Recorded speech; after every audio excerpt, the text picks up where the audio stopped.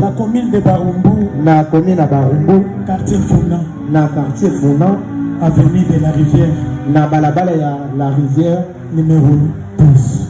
numéro 12. Mon bailleur midi. Je vois en vous quelque chose.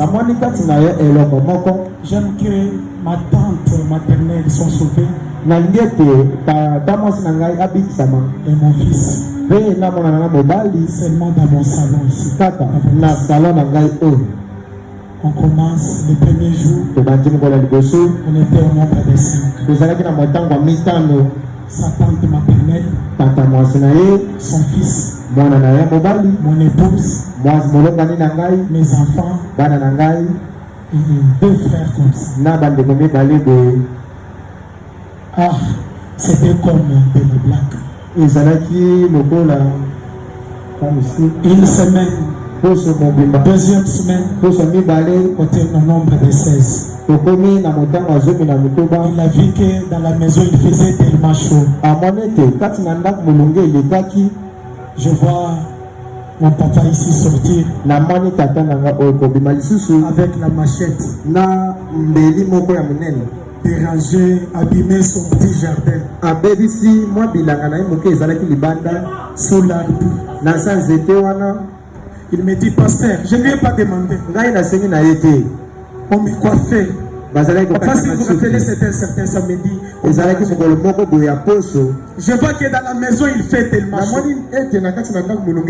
Les dimanches, profitez cet endroit sous l'arbre.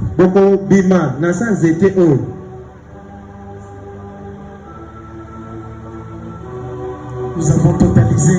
Je ne voyais pas grand chose. Le 2e mois, quand la toit est devenue pétue et qu'on a pris 4 chaises, les 4 chaises ont traversé chez la voisine. La voisine a commencé à nous obliger. Qui a l'idée? Papa, vous avez l'idée? C'était combien? 15 000 chaque dimanche pour 4 chaises. Tandis qu'un endroit donné gratuitement, pour 4 chaises, on était obligé de payer 15 000 francs chaque dimanche.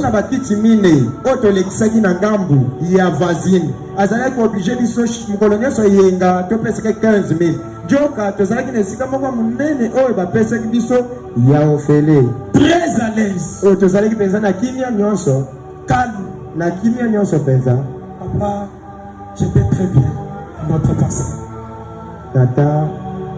Regardez papa ce qui était comme ingé. On a commencé sans micro dans la maison. Informe et vide. Ma chère était le tambourin. Mon interprète est à côté là. C'est lui qui a mené son piano.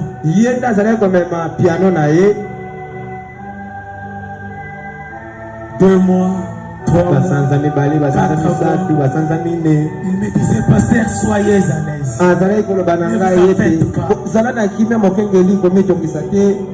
Jusqu'à ce que, parce que nous nous sommes déplacés, on était là jeudi 17 mars.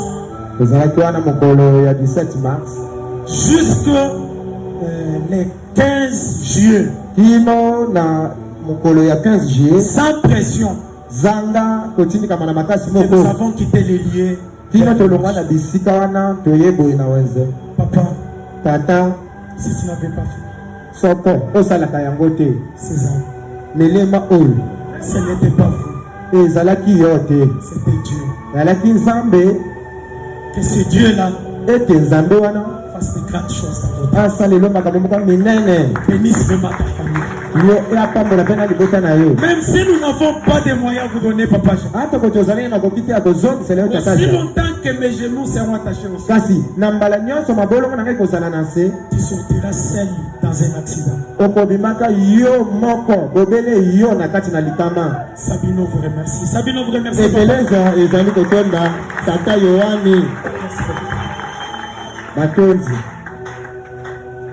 Église, que Dieu bénisse. Et que les Zamba Que Dieu vous bénisse. Zamba Pamolabino. Que Dieu vous bénisse. Zamba Pamolabino. Bon, veuillez m'excuser. Boli Misangam Ke. Je ne suis pas habitué à cette riche. Ngai Beza Kamesanate na Bilokoya. Ça, c'est un trait là particulier. Awa, ezali sika moko ya bokesani. Il y a des gens qui sont appelés pour ça. Ezali na bato babianga mapona oyo. Je vais seulement vous dire une chose. Dans les nalo bana binoka yeloko moko. Il y a quelque chose que j'ai trouvé dans cette onus. Ezali na yeloko moko na mona kato na zwaka kati na moto. C'est pas facile au jour d'aujourd'hui. Ezali peut-être kino lelo. Trouver un serviteur de Dieu de cette qualité. Kokutana na mosala Nzambe na lolenga bo. Des fois, vous ne comprenez pas. Mais nous, après son départ, nous avons compris réellement ce que lui, il était. Alors,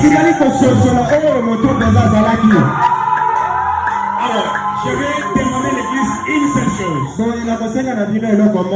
Vous savez ce qui fait cette assemblée ici? Quel est le secret de cette assemblée? Les secrets, c'est quoi? Vous deveniez nombreux comme ça. La prière, mais c'est comme on dirait il y a quoi au juste? Vous avez aussi dit quelque chose? Non. Aussi bien je ne crois pas ça. Donc, les secrets, je crois, c'est dans l'unité que vous avez. Donc vous êtes tellement soudés, vous êtes tellement cimentés que la chose que vous tenez est bon éclater. Ça doit s'éclater. Alors, le jour où on se fait l'église Ekoya, les jours où on se fait l'église Ekoya, ça demandera à partir de mon corps. Les jours où vous verrez les rêves sur ce pasteur ici, c'est fini.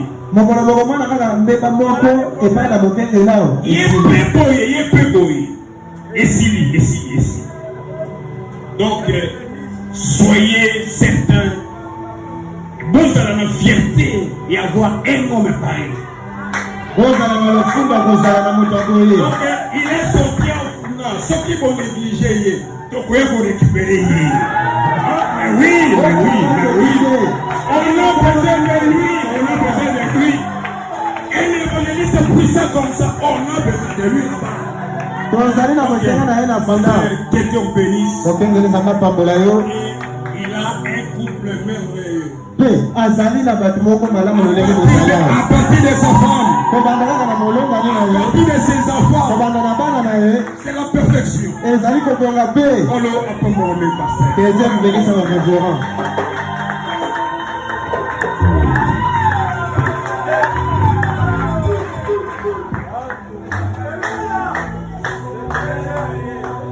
Merci beaucoup, papa.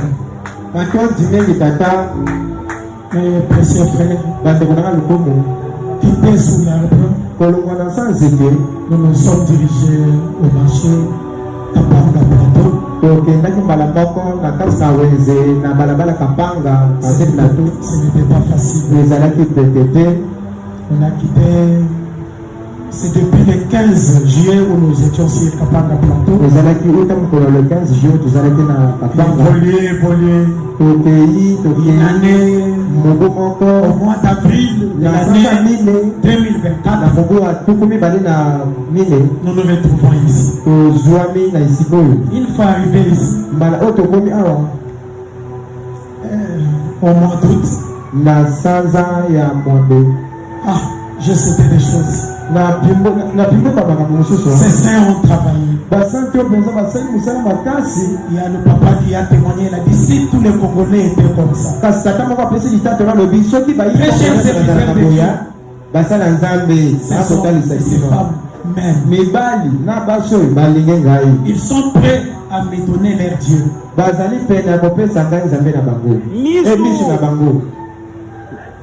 Merci Sabino Kamina. Depuis que j'ai commencé, vendredi, de haut en bas, je vous aime.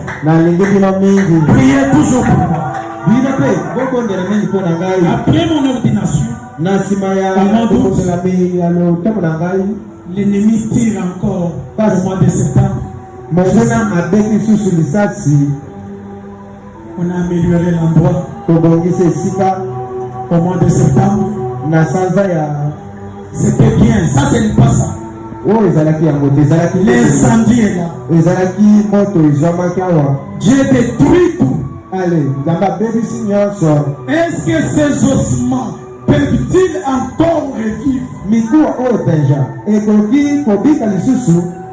Les gens disent même la chair, ce sont des féticheurs.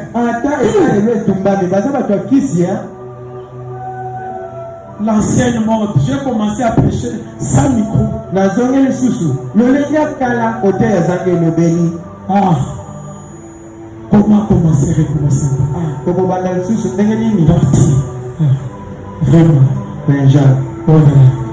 Mais ces hommes et ces femmes étaient toujours autour de moi. M'encourageant, disant, pasteur, on n'arrête pas. Avec le paix que nous avons, on continue. Regardez, est-ce que là où on adore, là, on peut le trouver facilement? C'était l'incendie, c'était comme ça. Est-ce que ces ossements peuvent-ils encore revivre? Seigneur, tu le sais. Aujourd'hui, voyez l'aspect. Ceux qui étaient ossements hier, regardez la peau. Merci Seigneur Jésus. Sabino, encore une fois. Merci. Toutes vos contributions, votre amour envers moi, je vous aime aussi. Aujourd'hui, nous sommes là. Oui. Dieu a renouvelé les tout. En commençant la chair. Mon frère, quand Dieu prend, il va te payer avec intérêt. C'est que l'ennemi avait raté. On n'avait pas la batterie. Les ministres, il y a un frère qui a créé un groupe. Il a lancé, pasteur Dadi a perdu. Ceux qui sont à Lubumbashi, c'est ça les résultats de la batterie que vous avez. Vraiment, on n'abandonnera jamais. Est-ce qu'on peut témoigner ensemble, Sabino? On n'abandonnera jamais. Mes frères, dans la fête de mariage, vous quittez dans de 23 heures. S'il vous plaît, quand même des couplets. Dans la fête de mariage, vous êtes à 23 heures. Sabino, papa, vous pouvez chanter quand même, trop, mais s'il vous plaît quand même. Papa, on chante quand même, je vous rappelle. On avait répété ce jour. Ma chorale est prête? Très bien.